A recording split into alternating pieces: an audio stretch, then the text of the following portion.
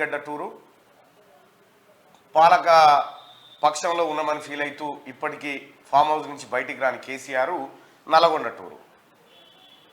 గోదావరి జలాల కాడ మేడిగడ్డ కాడ కేసీఆర్ చేసిన పెంటంతా బయటికి తీస్తందుకు వీళ్ళు ఇటు ఏపీకి నీళ్ళు అప్పచెప్తుర్రు కాబట్టి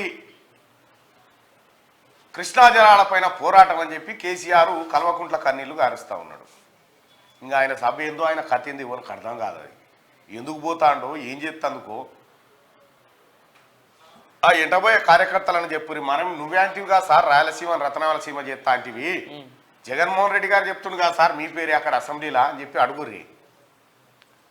ఏమీ లేదు, అసెంబ్లీకి రాకుండా అసెంబ్లీకి వస్తేనంటే 20 బొక్క సెట్ అవుతలేదట. ఈయన కుర్తే అనుకు అవుతా అది ఇప్పుడు సభ పోతుంది. ఈడైతే దొరికిపోతావు, ఈడైతే బోన్లో నిలబడ్డట్టు అవుతుంది. ఆడైతే చుట్టూ మంది ఉంటారు, ఓ కొట్టేటోళ్ళు ఉంటారు కాబట్టి ఉత్తా ఉన్నావు వాడికి. ఆయన చెప్పిందే లెక్క. నువ్వు ఏడికి పోయినా నీకు పరాభవం తప్పది. ముఖ్యమంత్రిగా పనిచేసిన కేసీఆర్ గారు నువ్వే ఆ బాధ్యత, నీదే బాధ్యత. కృష్ణా జలాలను ఏపీకి దోచిపెట్టాలని చూసింది నువ్వే, దోచిపెట్టింది కూడా నువ్వే. సంగమేశ్వరం నీ పాపమే, పోతిరెడ్డిపాడు నీ పాపమే. కాబట్టి నీకు అర్హతే లేదుగా. నల్లగొండ జిల్లాలో నువ్వు అడుగు పెట్టావంటే నల్లగొండ జిల్లాలో మన ఊర్లే కనుక కలి చల్లుతారు చూడు చుట్టూ, నల్గొండ జిల్లా చుట్టూ పసుపు నీళ్లు తల్లుర్రి. అయిపోయిన తర్వాత నల్గొండ జిల్లా కేసీఆర్ వచ్చిపోయిన తర్వాత పసుపు నీళ్ళతో అడుగురి. అమరవీరుల స్తూపం నల్గొండ కాడ ఎవరింటి ముంగట వాళ్ళని పసుపు నీళ్ళు చల్లుకోవాలి కేసీఆర్ వచ్చిపోయిన తర్వాత. ఎందుకంటే మకిలి మహిళ ఆడికి వచ్చి ఏం చెప్తావా, ఏం మాట్లాడతావు? ఇప్పుడు వచ్చి చేసిన సకదనం వివరిస్తావా? 10 ఏళ్లలో నువ్వు పొడిసిందేందో. ఎస్ఎల్బీసీని ఎవడు ఆపుతాడో సుత్తా అంటివి చెప్పు పోయి. ఎస్ఎల్బీసీ త్వర ఎందుకో మనం పెద్దగా చేయకపోతే త్వర పని ఎందుకో చేయలేదని చెప్పి చెప్పు జనానికి చూద్దాం. చూడు చూడు నల్లాగొండ గుండె నిండా ఫ్లోరైడ్ బండ అని చెప్పి నేనే రాసినాను అవద్దని చెప్తి. అది నువ్వు రాయలే. మళ్ళీ వాళ్ళు ఏం చెప్తాడో చేతులాడ. నోరు తెరిస్తే అబద్ధాలే. నీకు శాతగాక అబద్ధాలు అందంగా మాట్లాడగలుగుతాడు హరీష్ రావు అని చెప్పి హరీష్ రావుని తోలిస్తా ఉన్నావు సభకు. ఇక హరీష్ రావు ఆయన మామ జుట్లో పుట్టినోడు, అబద్ధాలు చెప్పుట్లా మామ జుట్లో పుట్టినోడు హరీష్ రావు. సిగ్గు లేకుండా ఇంకా ఏ ముఖం పెట్టుకొని పోతా ఉన్నారు నల్గొండ కాడికి. ఇంకా కృష్ణా నీళ్ళ గురించి మీరు కాపాడేటోళ్ళ? మీరు కాల రాసిన వాళ్ళు, మీరు కాలకేయులు, మీరు కాలకేయులు. తెలంగాణ రాష్ట్రానికి పట్టిన కాలకేయులు మీరు.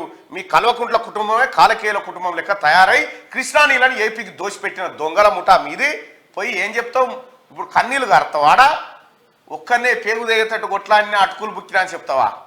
ఏం చెప్తావు? ఇంకా నీ మాటలు నమ్మకనే కదా జనం ఉన్నది. 11 ఉమ్మడి నల్గొండ జిల్లాలో 12 అసెంబ్లీ స్థానాలుంటే 11 ఇట్లలో మీ వాళ్ళను పొట్టు సిత్తు కూడా కొట్టిరు. ఇంకేం చెప్తాను వాడికి పోయి? ఏం మాట్లాడుతాను వాడికి పోయి? ఏమన్నా అర్థం పర్థం ఉందా? ఇవాళ తెలంగాణ ప్రజలారా మేడిగడ్డ చూస్తారా చూడురి. ఇంకెవరైనా పబ్లిక్ పోతా అంటే కూడా బస్సు కూడా ఫ్రీ మహిళలకైతే. పోయి మేడిగడ్డ కాడ కేసీఆర్ ఇగురంగా దిద్దిన పని చూసిరారు ఒకసారి. పోయి మేడిగడ్డ చూసిరారి, కన్నెపల్లి చూసిరారి. ఆ పంప్ హౌజులు పంపులు ఎట్లా ఈత కొడతా ఉన్నాయి నీళ్ళల్లా. మేడిగడ్డ ఎట్లా దసిపోయింది, మొత్తం బరాజే బీకింది. ఈ మన ఇంజనీర్ కేసీఆర్ అనేటువంటి ఇంజనీరు బొట్టు ఖర్చు పెట్టిన ఇంజనీర్ కథ గది. 1,00,000 కోట్ల రూపాయలు గోదావరిలో పోసి వచ్చినా మళ్ళా నాకు అప్పచెప్పురి ఈ కృష్ణాలో కూడా ఇంకొక 1,00,000 కోట్లు పోతా ఉన్నాడేమో. తెలంగాణ ప్రజలారా, ముఖ్యంగా నల్లగొండ ప్రజలారా, ఈ దుర్మార్గుడు కేసీఆర్ వస్తా ఉన్నాడు ఆడికి. ఈ దుర్మార్గుడు చేసిన పాపాలే ఇవాళ మన నల్గొండ జిల్లాకు పట్టిన పాపాలు. అవి ఉమ్మడి నల్గొండ జిల్లాకు పట్టినాయి. ఈ పాపాల భైరవుణ్ణి రానిచ్చినా పర్వాలేదు కానీ వచ్చిన తర్వాత మాత్రం నల్గొండని శుద్ధి చేసుకునే కార్యక్రమం చేయాలి.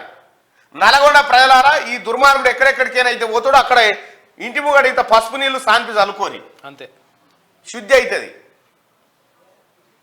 నీకు ఇంకా 20 చక్కగా లేదా పోయి నేనేదో చేస్తా, ఇరిగిందో లేదో ఈ డ్రామా. నువ్వు అసెంబ్లీకి ఎందుకు వస్తలేవు చెప్పు? నల్లగొండకు పోయేటట్టు నీకు వెసులుబాటు ఉంది కానీ అసెంబ్లీకి ఎందుకు వస్తలేవు నువ్వు? అసెంబ్లీకి వస్తే దొరికిపోతాడు, ఒక్కడే నిలబడాలిగా. ఇట్లా ఇక్కడ క్వశ్చన్లు ఉంటాయి, అక్కడ క్వశ్చన్లు ఉంటాయి, సమాధానం చెప్పాలి. ఆయన ఎప్పుడే ఉంటుంది. ఈయననేమో మైకు పట్టుకొని ఈయన దంచుడేనా, ఎవరు తినేది లేదు. ఇక నువ్వు అసెంబ్లీకి రాకుండా తప్పించుకొని తిరుగుతా ఉన్నావు. నీవు అసెంబ్లీకి రాని శాత గాని పరమ దద్దమ్మ అయితే నిజంగా నీకు ఆ మాట అనిపిస్తే నీ అంతరాత్మకు వెంటనే రాజీనామా చేయ. గజ్వేల్ నియోజకవర్గ ప్రజలు కూడా ఇవాళ బాధపడతా ఉన్నారు నిన్ను చూసి. అరే గెలిపించి తోలితే అసెంబ్లీకి పోతలేడా అని. గజ్వేల్ ఎమ్మెల్యే పదవికి రాజీనామా చేసి ఇక రేపు మళ్ళీ ఎంపీ అని దిగిగా అసెంబ్లీకి రాడా. అసెంబ్లీ సమావేశాలు ఇంకా 10 మాటలు ఇట్లా రాడు కేసీఆర్. ఎందుకంటే దొరికిపోయిన దొంగ కాబట్టి. నిజంగా ఈయన మోజవారితనం ఈయన గట్టి పనే చేసినంటే అసెంబ్లీకి వచ్చి అనుకుంటా గర్జించేటోడు. ఇంకా హరీష్ రావు ఏమంటుండు, కేసీఆర్ చెలో నల్గొండ అని గర్జించిండు కాబట్టే అసెంబ్లీలో తీర్మానం చేసిరట. అసెంబ్లీలో కేఆర్ఎంబికి ప్రాజెక్ట్ ఏమని తీర్మానం చేసిరట. హరీష్ రావు చెప్తాడు. నోటితో ఉన్నవారు హరీష్ రావు ఎవరన్నా. నిన్నమన్నాడు దాకా ఏం చెప్పిందా నువ్వు నీ పత్రిక నమస్తే తెలంగాణ పత్రిక ఏం చెప్పింది ఎరికేనామన్నా? అప్పగించేశారని రాపిచ్చిరల్లా. ఆ పత్రిక అది ఏ పేపర్లో చూడు. నమస్తే తెలంగాణలో ఏం రాసిరంటే కేఆర్ఎంబికి